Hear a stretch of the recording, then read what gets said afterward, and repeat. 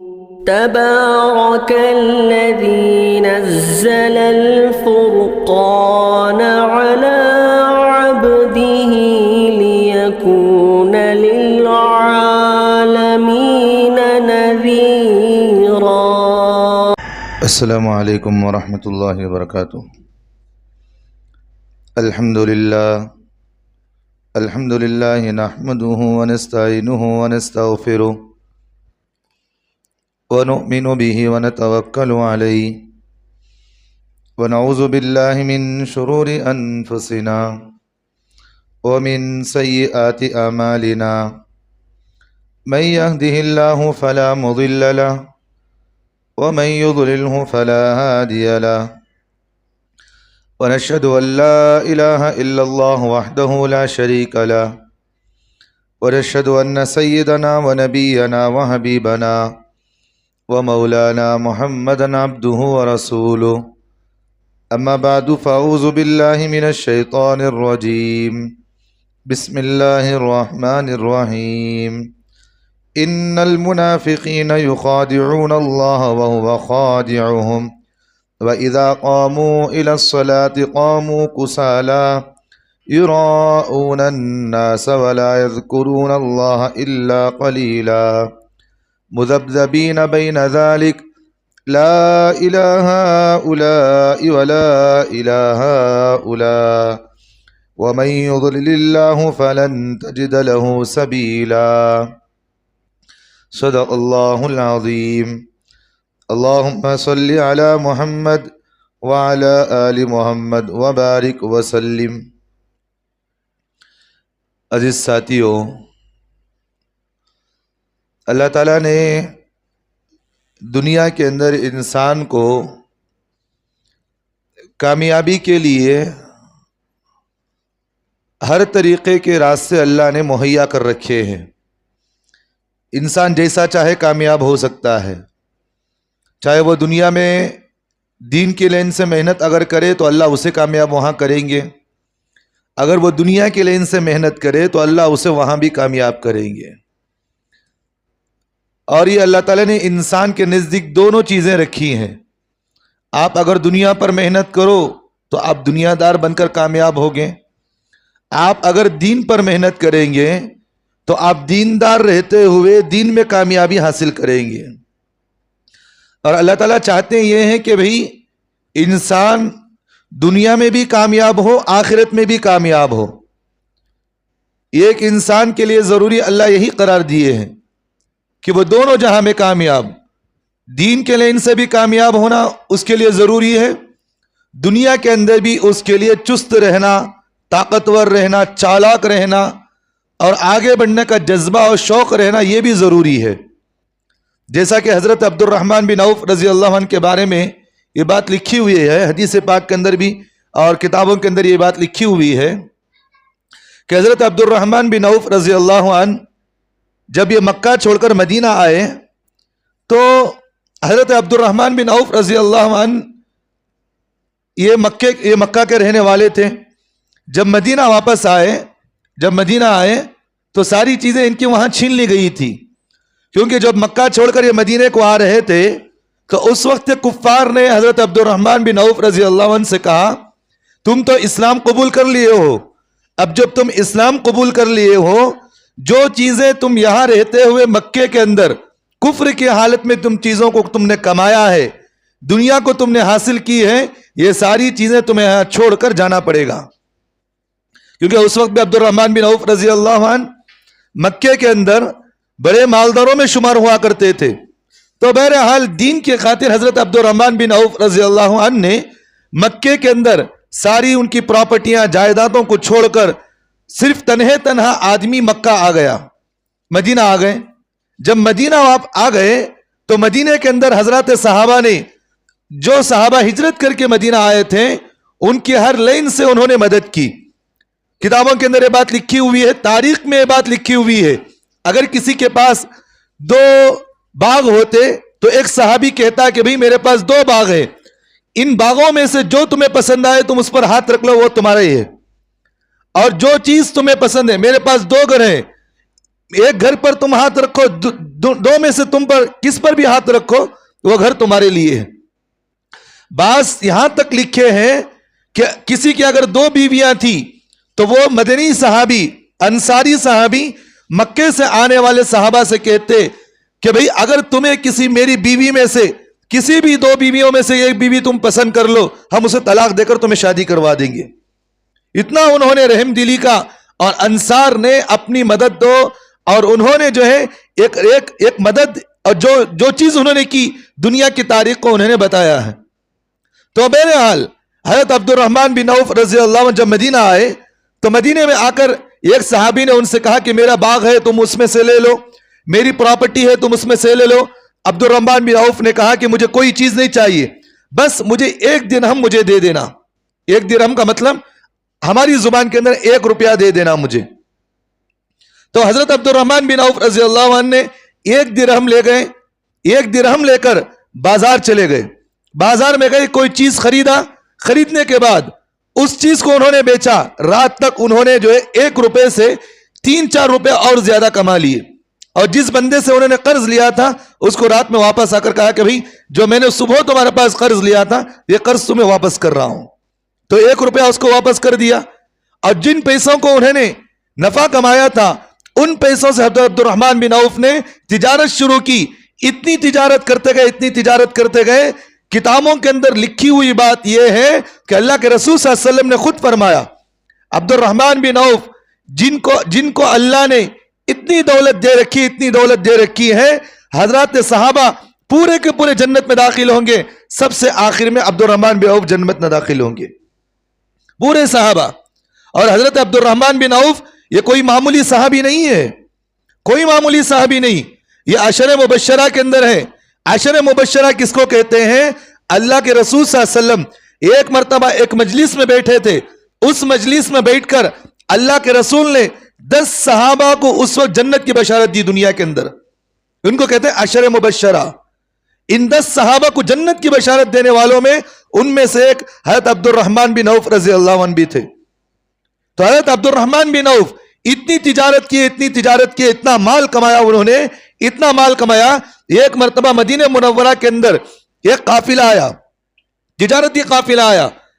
جب تجارتی قافلہ آیا تو سارے مدینے کے اندر کھلبلی مچ گئی، اور یہاں تک لکھی ہوئی بات ہے کہ جب وہ تجارتی قافلہ مدینے کے اندر آیا، اونٹ، ہاتھی، اس طرح گھوڑے، ان پر سوار لاد کر جو ہے تجارتی قافلہ جب مدینے کے اندر آیا، زمین پر جب وہ جانور پیر مارتے تھے اس کی وجہ سے مدینے کے اندر زمین کے اندر ایک کھڑبڑی مچ گئی۔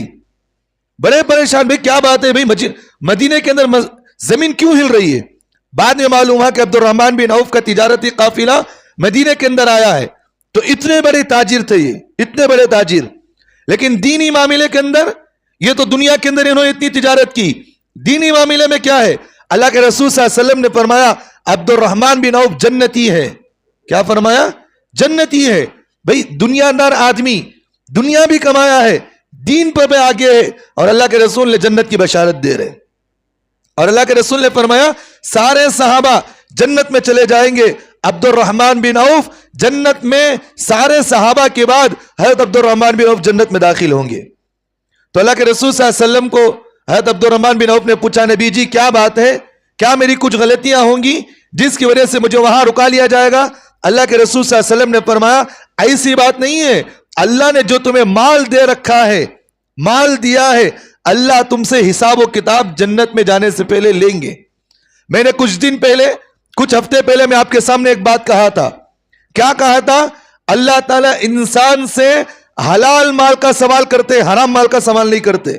قیامت میں انسان کو جب اللہ اٹھائیں گے کہ تو نے مال کہاں سے کمایا، کہاں خرچ کیا، تو اللہ اس سے حلال مال کا سوال کریں گے تو نے حلال مال کس طریقے سے کمایا، اور اس حلال مال کو حاصل کرنے کے بعد کس طریقے پر تو نے اس کو خرچ کیا۔ اللہ انسان سے یہ سوال کریں گے۔ اس حدیث سے یہ ہمیں معلوم ہوتا ہے حضرت عبد الرحمن بن عوف رضی اللہ عنہ حلال مال کمائے تھے، پھر بھی اللہ ان سے سوال کر رہے۔ حرام مال کے سلسلے میں جیسا کہ میں نے آپ کو اس وقت بتایا تھا، حرام مال اگر کوئی آدمی کماتا ہے تو اس سے حساب و کتاب نہیں، بلکہ حرام مال کا ایک ہی ہے کہ اس آدمی کو جہنم میں ڈال دیا جاتا ہے۔ حرام مال کا حساب و کتاب نہیں ہوتا. سود کا پیسہ, بیاس کا پیسہ, رشوت کا پیسہ, بڈی کا پیسہ, جس آدمی کے پاس ہو ان پیسوں کا حساب نہیں ہوتا. ان پیسوں کو آدمی جب حاصل کر لیتا تو اس کا ایک ہی ہے کہ اس آدمی کو جہنم میں ڈال دیا جاتا ہے. سوال بعد میں ہوگا, پہلے عذاب دیا جائے گا. حلال مال کا سوال ہوتا ہے. تو میرے بھائیوں, اس واقعے سے میں یہ بتانا چاہ رہا ہوں کہ مسلمان دین میں بھی ہوتا ہے, وہ دنیا میں بھی ہوتا ہے. یہ نہیں کہ بھئی مسلمان, بعض لوگوں کو, ہمارے مسلمانوں کو دیکھا جاتا ہے صرف یہ کہتے ہیں کہ حضرت نماز پڑھ لو, بولے تو انہیں کیا بولتا, کیا کرو حضرت نماز پڑھا, بولے تو پورا بزنس چھوڑ ڈالنا, کیا بولتا, نہیں بولتا ہے. بھئی نماز پڑھ لو, بھئی روزہ رکھ لو, بھئی دین پر چلو, تو بولتا حضرت اگر چلے بولے تو پوری چیزیں چھوڑ ڈالنا پڑتا ہم نا. ایسا نہیں ہے, آپ تجارت بھی کرے اور آپ دین پر بھی چلے, یہ آپ کے لیے ضروری ہے. جیسا کہ اللہ تعالیٰ نے قرآن مجید کے اندر, اللہ نے مسلمانوں کو اس بات کا حکم دیا ہے, جو بندے فجر کی نماز پڑھنے کے بعد, اللہ تعالیٰ نے قرآن مجید میں فرمایا وَجَعَلْنَا اللَّيْلَ لِبَاسًا وَجَعَلْنَا النَّهَارَ مَعَاشًا, ہم نے رات کو تمہارے لیے آرام بنایا ہے کہ تم رات میں آرام کرو, سو, اور رات میں تم جو ہے اطمینان حاصل کرو. وَجَعَلْنَا اللَّيْلَ لِبَاسًا, ہم نے رات کو تمہارے لیے ایک کپڑا بنایا ہے, تمہارے لیے ہم نے لباس بنایا ہے. مطلب کیا, جس طرح آدمی کپڑا پہننے کے بعد اپنے جسم پر آدمی اطمینان حاصل کرتا نہیں کرتا, تو اسی طرح رات میں اللہ نے کہا کہ رات میں تم جو ہے سو جایا کرو, اس سے تمہاری زندگی کے اندر سکون ملے گا تمہیں. رات اللہ سونے کے لیے بنایا ہے. لیکن آج ہمارے مسلمانوں کی حالت دیکھیں, رات بھر انہیں ناشتہ, رات بھر بے ڈھنگیاں, رات بھر ہمارا مسلمان چوراہوں پر کھڑے ہو کر, ہمارا مسلمان رات بھر دیکھو سرگیٹا, یہ وہ, بلا بدتر, انہیں وہ اڈے, کتنے پولیس والے بھگانا ہمارے مسلمانوں کو, ہو رہا نہیں ہو رہا ہے. اب جس ہفتہ جو ہے, اس ہفتہ نیو ایئر ہوا, 24/2025 شروع ہوا, رات میں کتنے مسلمان, ہمارے مسلمان شراب کے اڈوں کے پاس ہمارے مسلمان کھڑے ہوئے تھے, ہوا نہیں ہوا ہے. بنگلور کے اندر آپ دیکھے ہوں گے, نیوز میں آپ نے دیکھا ہوگا, پیپروں میں آپ نے دیکھا ہوگا, نوجوان لڑکیاں شراب پی کر اپنے جسم کے کپڑے تک اتار رہی ہیں وہاں کھڑے ہو کر, ہم لوگوں کے سامنے. نوجوان لڑکے شراب پی کر, نوجوان پیشاب پاخانہ پینٹ میں کر لیا, لیکن اسے احساس نہیں ہو رہا ہے. بھئی رات اللہ نے انسان کو آرام کے لیے بنایا ہے. بھئی عیاشی دیکھیں, شوق, جو کچھ بھی انسان کے جو شوق ہیں, ایک مسلمان کی جو بھی ہے وہ جو ہے شوق, وہ اللہ جنت میں پوری کریں گے اس کی. دنیا کے اندر ایک مختصر کی چیز ہے بھئی, دنیا ایک مختصر زندگی ہے. اس زندگی کو آدمی اپنا مقصد بنا کر آدمی اپنی ساری زندگی جو ہے آخرت برباد کر لے, اس زندگی کے پیچھے لگا کر. بتاؤ اس سے بڑا کوئی بیوقوف ہو سکتا ہے؟ کتنے ہمارے مسلمان, خود ہم نے دیکھا بھئی, نیوز میں نے خود دیکھا, پیپروں میں ہم نے دیکھا, وہاں تک کہ مسلمان لڑکیاں بھی برہنہ کپڑے پہنے ہوئی, چھوٹے چھوٹے کپڑے پہنے ہمارا مسلمان بھی جا رہے ہیں وہاں. کتنے بیانوں کے اندر بولا گیا, کتنے علماء اس سے تنبیہ کیے گئے, کتنے بیانوں کے اندر گزشتہ جمعہ بیان کیا گیا, لیکن اس کے باوجود بھی ہمارا مسلمان چند خواہشات کو, اپنی خواہش کو پورا کرنے کے لیے, نفسانی خواہش کو پورا کرنے کے لیے آدمی اپنے دین کو بھی بیچارہ بیٹ کروا نہیں کر رہا ہے. جبکہ اللہ تعالیٰ کہہ رہے کہ بھئی وَجَعَلْنَا اللَّيْلَ لِبَاسًا, ہم نے رات تمہارے لیے آرام کی چیز بنائی ہے کہ تم رات میں آرام کرو, رات میں سو, رات میں جو سکون حاصل کرو. آپ ہمارے مسلمانوں کا ایک مزاج یہ بھی دیکھیں, دن پورا سوتا, رات پورا جاگتا. کیا حضرت نائٹ ڈیوٹی ہے حضرت ہماری؟ یہ کون سی عقل مندی کی بات ہے بھئی؟ عقل مندی کی بات ہے یہ بھئی. آدمی کی اصل بیماریاں, ڈاکٹر صاحب ہمارے بیٹے ہیں, پوچھئے, اکثر بیماری آدمی کو رات کی نیند صحیح نہ ہونے کی وجہ سے آدمی کو بیماریاں ہوتی ہیں.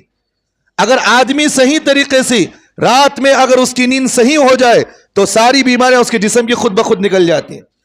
اکثر بیماریاں 99% اکثر بیماریاں اس کی رات میں نیند صحیح نہ ہونے کی وجہ سے آدمی کو بیماریاں آتی ہیں.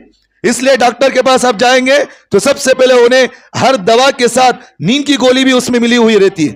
رات میں نیند اچھی کرو صاحب, بیماریاں کم ہوتے ہیں. رات میں آپ سکون سے رہو صاحب, ساری بیماریاں کم ہوتے ہیں. آدمی کو نیند نہیں ہو تو بیماریاں خود بخود پیدا ہوتی ہیں وہاں پر. تو آدمی کے اندر اب ہمارا مسلمان دیکھیں, بجائے رات میں سونے کے یہاں وہاں چوراہوں پر کھڑے ہو کر वहां खड़े होकर अपने जो है बेकार के वक्त गुजार रहा है, जिसकी वजह से इन्हें तो मजे कर रहा है लेकिन दूसरों को तकलीफ दे रहा है। तो बहरहाल अल्लाह ताला कुरान मजीद में फरमाए वजअलना लैला लिबासा, हमने रात को तुम्हारे लिए आराम की देह बनाए हैं। और इसी तरह अल्लाह ताला आगे कहते हैं वजअलना लैला लिबासा वजअलना नहारा माशा, हमने दिन में तुम्हारे लिए कमाने का एक जरिया बनाया है। अल्लाह ताला कहते हैं दिन में तुम कमाओ, खूब कमाओ तुम दिन में, ये अल्लाह का हुक्म है भाई। अल्लाह ताला इंसान से, देखो इस्लाम कभी इंसान को मोहताज नहीं बनाता, एक बात मेरी जहन में रखे, इस्लाम किसी भी इंसान को मोहताजगी की दावत नहीं देता।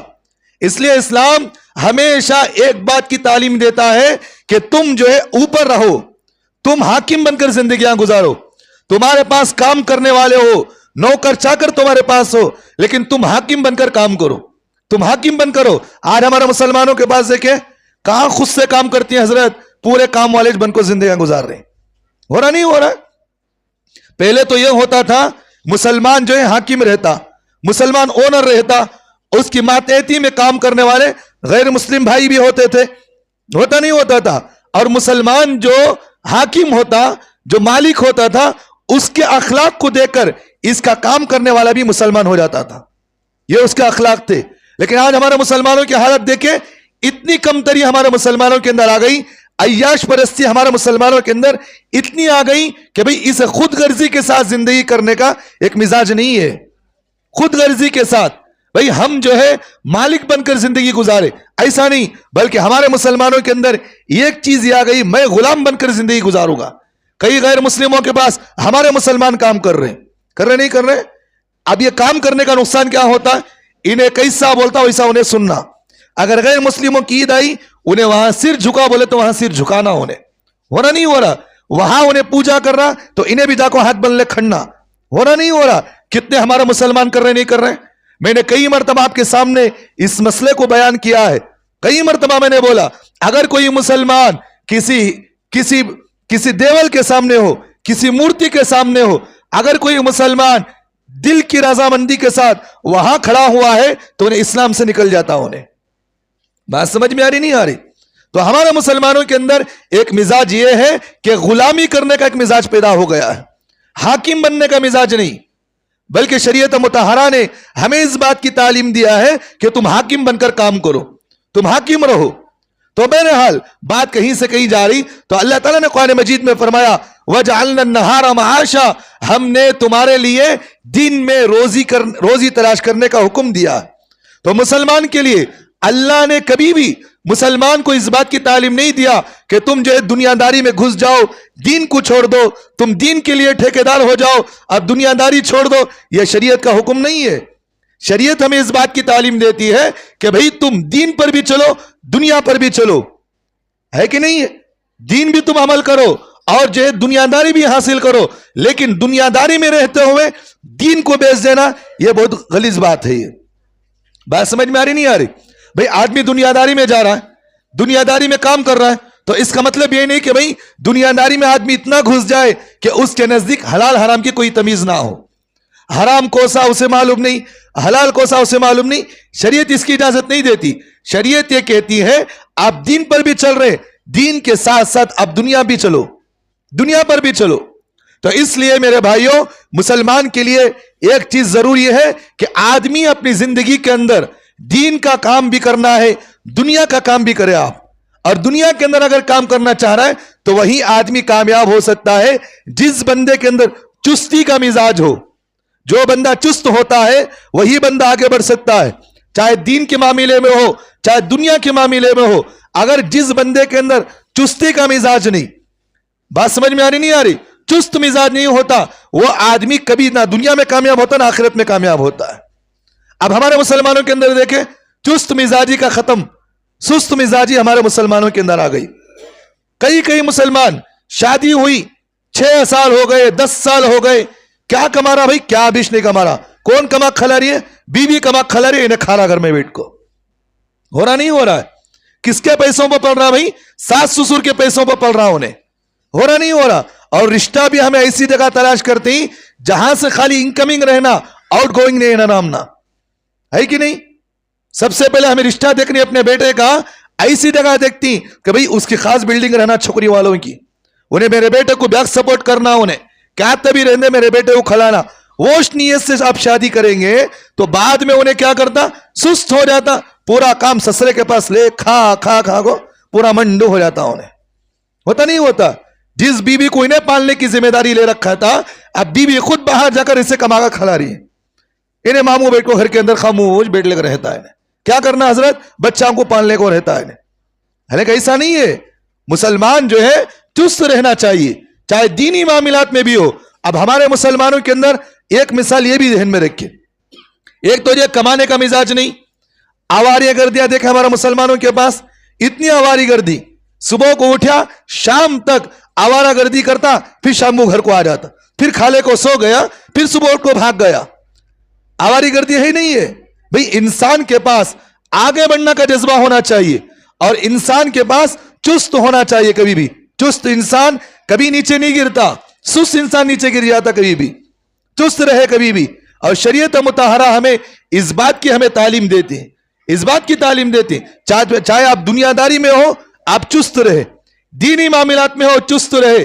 دنیا داری کی مثال, آپ جو ہے خوب دنیا کمائے, کوئی روکتا نہیں آپ کو, خوب کمائے.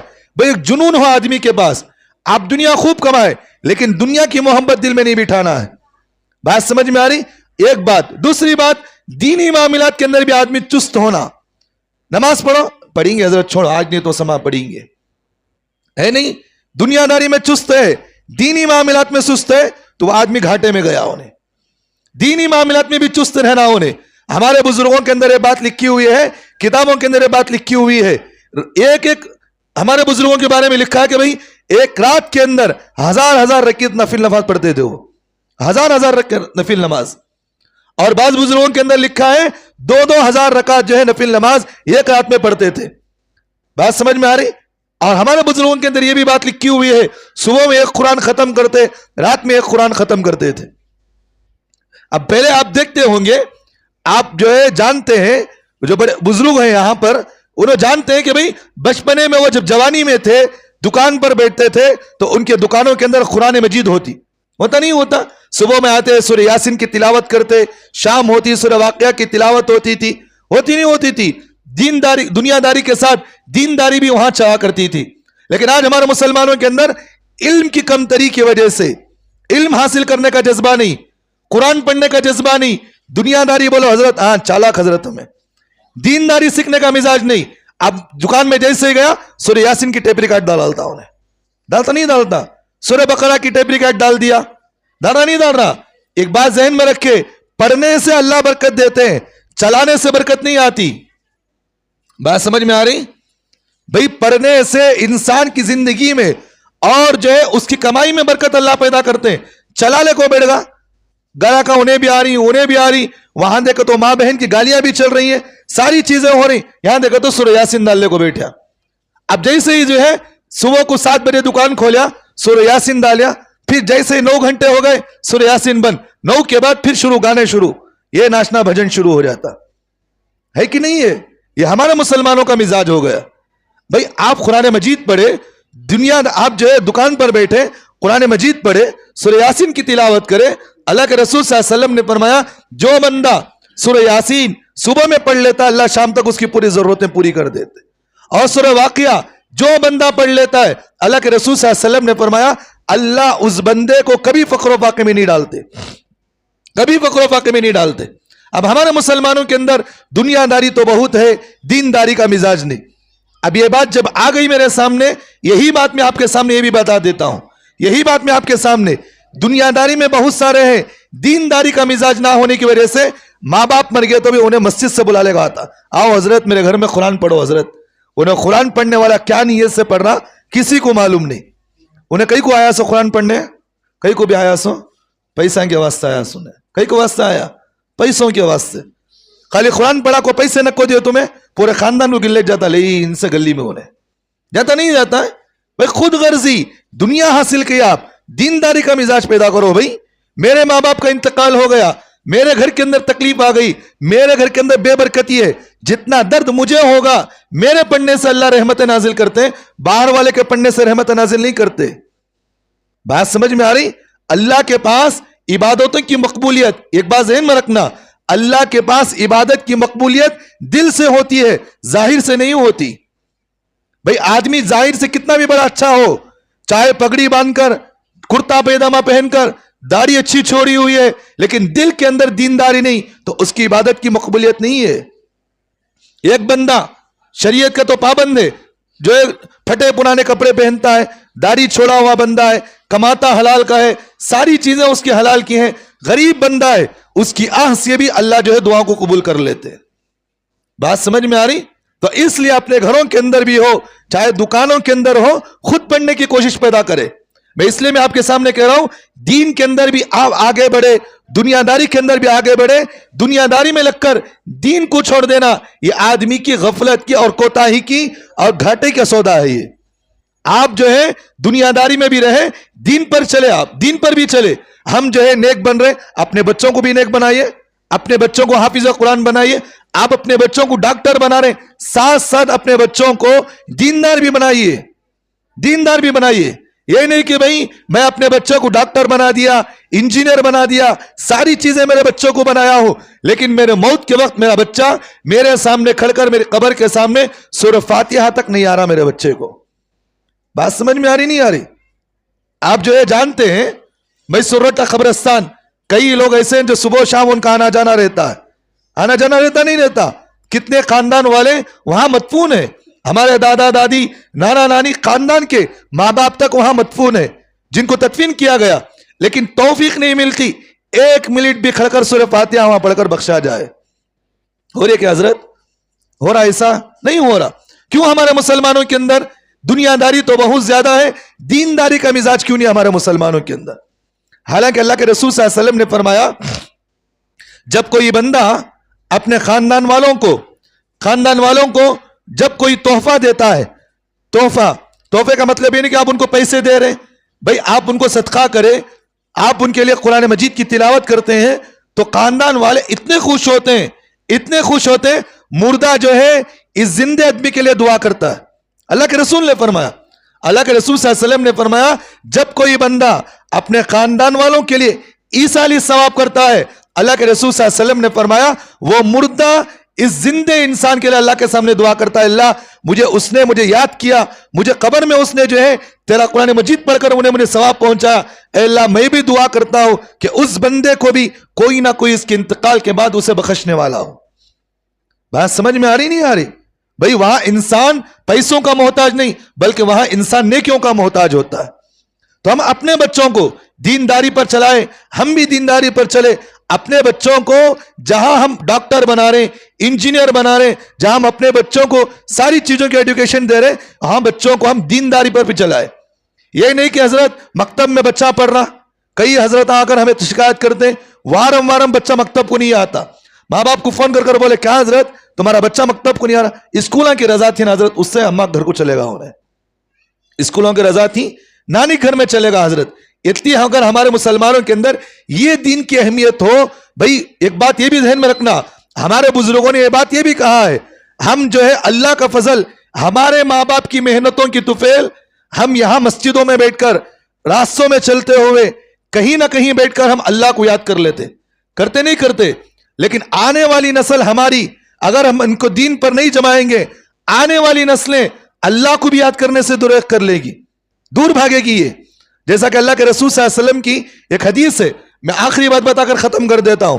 سرکار دو عالم صلی اللہ علیہ وسلم نے فرمایا ایک دور ایسے آنے والا ہے قیامت کے نزدیک، ایک دور ایسا بھی آنے والا ہے ساری دنیا کے اندر سے دین مٹ جائے گا، ساری دنیا کے اندر سے دین مٹ جائے گا، کوئی اللہ اللہ کہنے والا نہیں رہے گا. اس وقت لوگوں کے اندر ایک چرچا ہوگی. بھئی ہمارے بچپن کے اندر ہمارے ماں باپ ہمیں ایک کلمہ سکھاتے تھے. کیا کلمہ؟ لا الہ الا اللہ محمد الرسول اللہ. یہ کلمہ ہمیں سکھاتے تھے. تو لوگ کہیں گے چلو بھئی مسجدوں میں تو نہیں جا رہے، ہم کیا کریں، چلو یہ کلمے کی ورد کریں. اللہ تعالیٰ اس کلمے کی برکت سے اللہ ان کو عذاب کو روک لیتے. تو یہ دنیا کے اندر یہ ہونے والا ہے. یہ آنے والی جو جنریشن ہے، نیو جو جنریشن ہماری ہے، یہ ان کے اندر دین کا شوق نہ ہونے کی وجہ سے یہ آئندہ جو ہے اس طرح کا ماحول بننے والا ہے. یہ ماحول بننے سے پہلے ہم اپنے بچوں کو دیندار بنائے، ہم بھی دیندار چلے. اس لیے میں کہتا ہوں آخری بات یہی ہے کہ آپ دنیا میں بھی چل رہے، دین بھی کمائے اور دین پر بھی عمل کرے. آپ دنیا پر بھی چلے، دنیا بھی کمائے، لیکن دونوں کے اندر آپ دنیا کما کر دین کو نہ چھوڑے، دونوں کو حاصل کرے. لیکن دنیا کو کماتے ہوئے دین کو چھوڑ دینا، دین پر چلتے ہوئے دنیا کو چھوڑ دینا، دونوں چیزیں غلط ہیں. اس لیے آپ دین پر چل رہے تو آپ دنیا بھی کمائے، لیکن دنیا کے اندر اتنی محبت میں گھس جانا کہ آدمی دین کو ہی چھوڑ دے، یہ گھاٹا سودا ہے. تو اس لیے اللہ سے ہم دعا کریں اللہ ہم تمام کو عمل کی توفیق عطا فرمائے. وقولوا قولی ھذا واستغفر اللہ لی ولکم وآخر دعوانا الحمد للہ رب العالمین.